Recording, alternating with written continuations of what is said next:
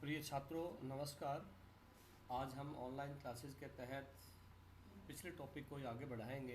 अभी तक हमने चर्चा करी थी भारत में भुगतान संतुलन की क्या स्थिति है, भारत में व्यापार संतुलन की वर्तमान में क्या स्थिति है, साथ ही इसकी क्या प्रवृत्तियां हैं और भुगतान संतुलन और व्यापार संतुलन में क्या अंतर रहा है, ये हमने पिछले लेक्चर्स में देखा।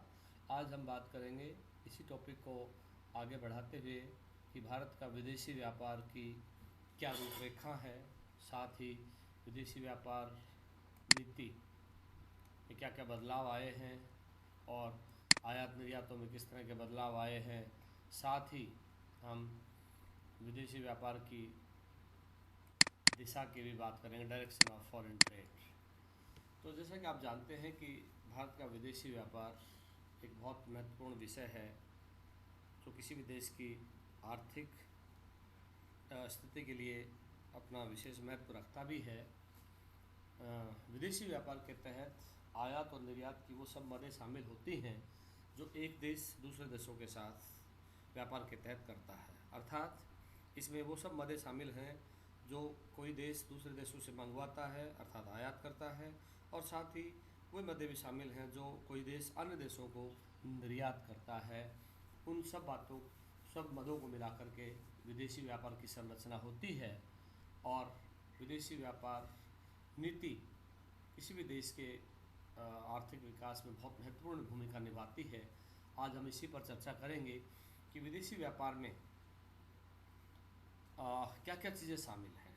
जैसे मैंने बताया कि विदेशी व्यापार में वस्तुओं, सेवाओं और वित्तीय संसाधनों का अंतर्देशीय प्रवाह शामिल होता है, यानी इसके अंतर्गत वस्तुएं उनका व्यापार आता है, सेवाओं का व्यापार आता है और उसके अलावा जो अन्य वित्तीय लेन देन होते हैं, वित्तीय संसाधनों का आदान प्रदान होता है विभिन्न देशों के बीच, उसे विदेशी व्यापार के अंतर्गत शामिल करते हैं।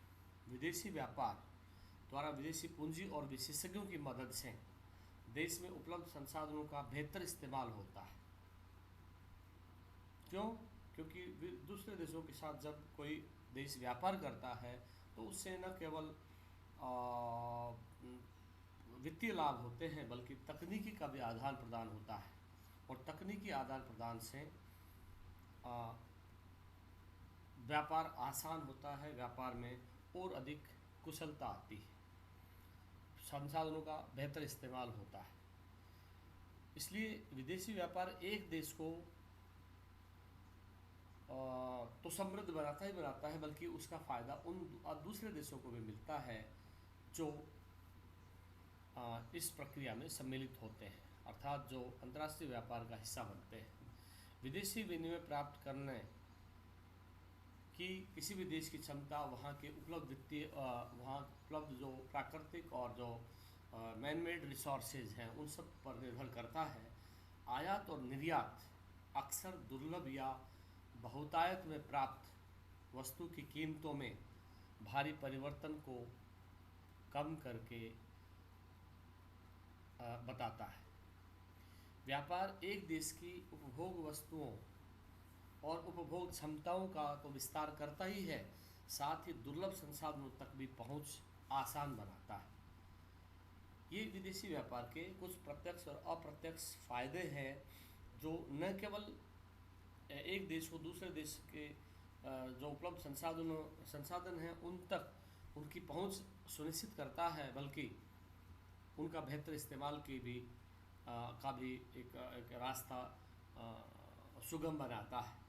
इस तरह से किसी भी उत्पाद के लिए विश्व भर के बाज़ारों को यदि विस्तार देना हो, यानी किसी भी उत्पाद को अंतर्राष्ट्रीय स्तर के बाज़ारों में पहुंचाना हो, तो वो भी विदेशी व्यापार के द्वारा ही संभव होता है। और इस विदेशी व्यापार से न केवल उत्पादन और रोजगार बढ़ता है बल्कि तकनीकी का भी आदान प्रदान होता है। विभिन्न देशों के बीच आपसी सौहार्द कायम होता है और आपसी सहयोग बढ़ता है, आर्थिक सहयोग बढ़ता है, व्यापारिक सहयोग बढ़ता है, और इससे वैश्विक लेवल पे सभी लोगों के आर्थिक कल्याण और विकास को मजबूती मिलती है। ये है विदेशी व्यापार का बैकग्राउंड। अब हम बात करते हैं विदेशी व्यापार की रूपरेखा, यानी इसकी रूपरेखा की जब हम बात करते हैं तो इसके अंतर्गत वो सब गतिविधियां सम्मिलित होती हैं जो एक देश का अन्य देशों के साथ जो व्यापारिक लेन देन है। जैसे भारत के विश्व के भौगोलिक प्रदेशों और बड़े व्यापारिक समूहों के साथ व्यापारिक संबंध हैं, जिसमें पश्चिमी यूरोप, पूर्वी यूरोप, पूर्ववर्ती सोवियत संघ, जिसको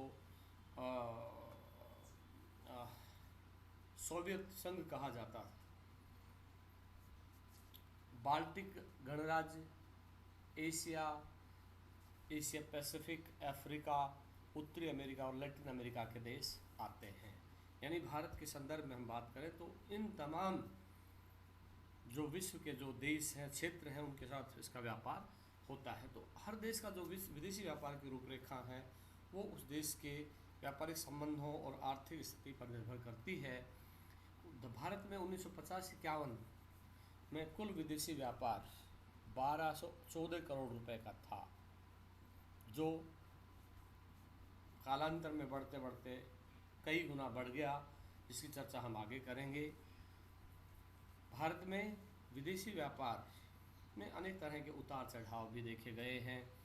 जब जब देश में राजनीतिक अस्थिरताओं का दौर रहा है, उस वक्त विदेशी व्यापार प्रभावित हुआ है। कई बार आर्थिक मंदी का शिकार हम हुए हैं, उसकी वजह से भी भारत का विदेशी व्यापार प्रभावित हुआ है। भारत का जो विदेशी व्यापार है वह द्विपक्षीय संबंधों के साथ साथ बहुपक्षीय संबंधों पर भी निर्भर करता है। और वर्ष 1991 में जब देश में आर्थिक सुधारों का आगाज हुआ था, उस तक भारत का जो विदेशी व्यापार था वो अपेक्षाकृत बाद के समय की तुलना में बहुत संकुचित था, बहुत कम था, बहुत छोटे वॉल्यूम, छोटे स्तर पर था। लेकिन जैसे जैसे यह बढ़ा, जैसे जैसे देश में आर्थिक सुधारों की शुरुआत हुई, वैसे वैसे इन देशों के बीच भारत का विदेशी व्यापार तेज़ी से बढ़ा। यानी जो चाहे वो नॉर्थ अमेरिकन कंट्रीज़ हैं, चाहे साउथ अमेरिकन कंट्रीज़ हैं, चाहे बाल्टिक गणराज्य हैं, चाहे यूरोप के क्षेत्र हैं, चाहे प्रशांत क्षेत्र के देश हैं, उन सभी के साथ में हमारा व्यापार तेज़ी से बढ़ा है। और विशेष रूप से 1991 के बाद, उसके बाद यहाँ व्यापार को और गति मिलती है जब WTO की स्थापना होती है 1995 में। तो उसके बाद से भारत का विदेशी व्यापार कई गुना तेज़ी से बढ़ा है, जिसकी चर्चा हम पहले कर भी चुके हैं और आगे के लेक्चर्स में भी करेंगे। अब हम बात करते हैं कि विदेशी व्यापार के लिए जो एक तरह से व्यापार संगठन जो काम करते हैं, अर्थात विदेशी व्यापार के लिए व्यापार संगठन को दो श्रेणियों में विभाजित किया जाता है, एक आयात और दूसरा निर्यात। हालांकि तकनीकी रूप से व्यापार में सेवाओं और वित्तीय संसाधनों को शामिल किया जाता है। भारत में व्यापार से संबंधित आंकड़ों में सामान्यतः केवल वस्तुओं की सूचना शामिल होती है, सामान्यतः। यद्यपि अब ऐसा नहीं है, अब धीरे धीरे सेवा क्षेत्र को भी इसमें तेज़ी से प्रवेश मिला है। सेवा क्षेत्र का व्यापार भी अब बहुत मायने रखता है।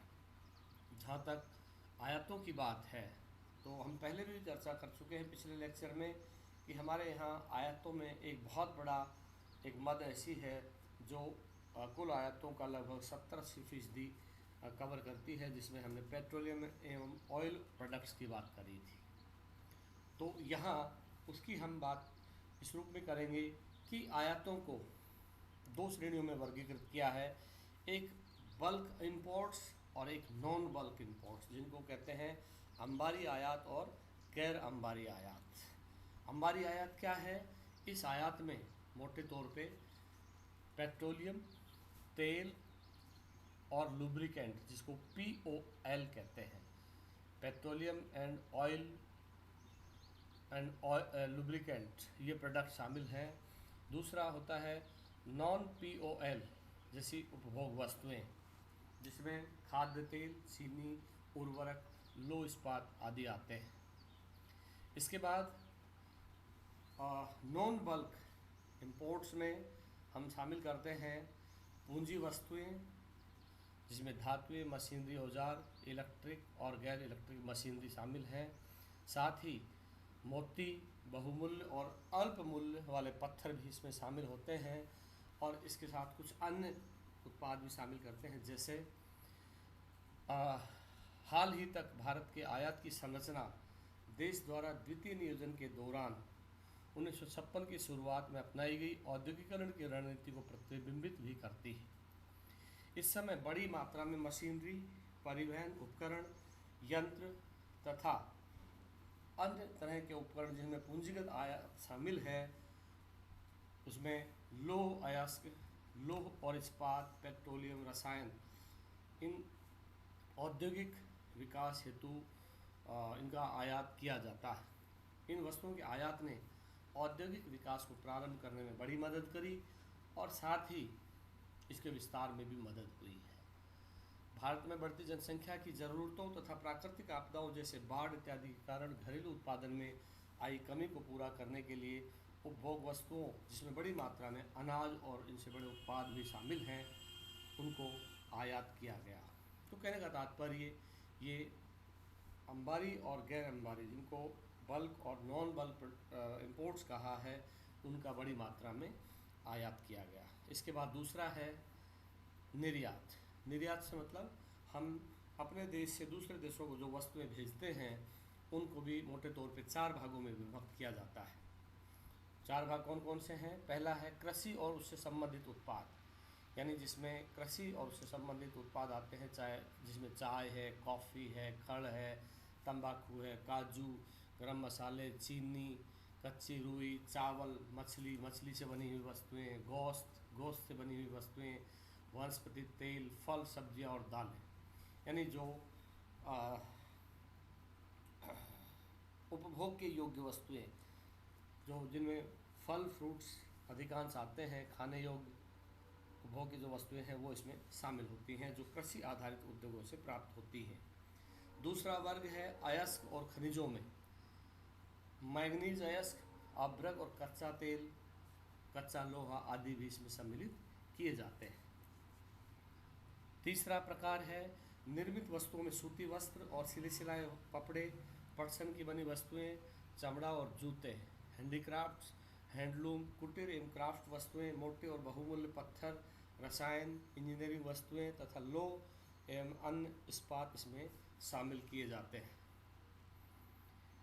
और चौथी कैटेगरी है खनिज, ईंधन और लुब्रिकेंट्स। इस तरह से ये 4 आइटम्स हैं जो निर्यातों को बनाते हैं, जिनका निर्यात किया जाता है भारत से। इस तरह से कहा जा सकता है कि भारत में धीरे धीरे, यानी स्वतंत्रता के बाद धीरे धीरे प्राथमिक उत्पाद निर्यात करने की शुरुआत हुई थी। उसके बाद से धीरे धीरे निर्मित उत्पादों का भी निर्यात तेज़ी से हुआ, क्योंकि देश में जैसे जैसे टेक्नोलॉजी का विस्तार हुआ, जैसे जैसे पूंजी का आगमन हुआ, वैसे वैसे देश से कच्चे माल की बजाय निर्मित वस्तुओं के निर्यात को बढ़ावा मिला। अर्थव्यवस्था में हुए इस तरह के विकास को प्रतिबिंबित करते हुए निर्यात की जाने वाली मदों में परंपरागत से गैर परंपरागत मदों की ओर देश में तेज़ी से परिवर्तन हुआ है। और इस तरह से कहा जा सकता है कि देश में रुपए में निर्यात ने वृद्धि के चलन का प्रदर्शन किया और कई वर्षों तक इस आधार पर इसका विविधीकरण हुआ। इसमें एक तरह से अनेक तरह की विविधता आई। भारत में साल दर साल परिवर्तन होता रहा। उत्पाद जो निर्यात योग्य जो उत्पाद थे उनके निर्यात में, साथ ही कुछ वस्तुएं ऐसी हैं जो विगत वर्षों में निर्यात के रूप में जिनमें वृद्धि पहली बार परिलक्षित हुई, जैसे कृषि और उससे संबद्ध उत्पाद। पहले हम कृषि को एक प्राथमिक उत्पाद के तौर पे निर्यात कर दिया करते थे, लेकिन अब हम प्रोसेस्ड फूड्स के रूप में भी कृषि उत्पादों का निर्यात करते हैं। इसके साथ ही चाहे लौह अयस्क हो, खनिज हो, हीरे जवाहरात, रसायन और उससे संबंधित वस्तुएं, इंजीनियरिंग सामान, इलेक्ट्रॉनिक सामान, कपड़ा, पेट्रोलियम उत्पाद और प्रसंस्कृत खाद्य पदार्थ इसमें शामिल हैं। इस तरह से भारत के संदर्भ में आयात और निर्यातों की स्थिति अपेक्षाकृत संतोषजनक कही जा सकती है। वर्तमान में हमारे निर्यात की मदों में टेक्सटाइल, जिसमें हस्तकला से निर्मित कपड़े हैं, कपास भी शामिल है, हीरे जवाहरात, रसायन, उससे संबद्ध उत्पाद और कृषि एवं संबद्ध उत्पाद, चमड़ा एवं चमड़ा निर्मित वस्तुएं, वनीकरण, इंजीनियरिंग का सामान, निर्मित कपड़े, फूलों के उत्पाद तथा समुद्री उत्पाद भी इसमें शामिल हैं। और अब धीरे धीरे कंप्यूटर और सॉफ्टवेयर से संबंधित उत्पाद भी तेज़ी से लोकप्रिय हो रहे हैं विदेशों में, और भारत का निर्यात तेज़ी से बढ़ रहा है। इस तरह कहा जा सकता है कि आयात और निर्यातों की संरचना में भी तेज़ी से बदलाव आ रहा है। अब हम बात करते हैं कि भारत की आयात और निर्यात नीति जो 1997 से 2000 के लिए घोषित की गई थी, उस निर्यात और आयात नीति का भी भारत के विदेशी व्यापार पर प्रभाव पड़ा है। और उसके बाद दोबारा 2002 से 2007 के लिए भी नीति का घोषणा हुई थी। इन नीतियों की चर्चा भी हम अगले लेक्चर में करेंगे। आज के लिए इतना ही। बहुत बहुत धन्यवाद।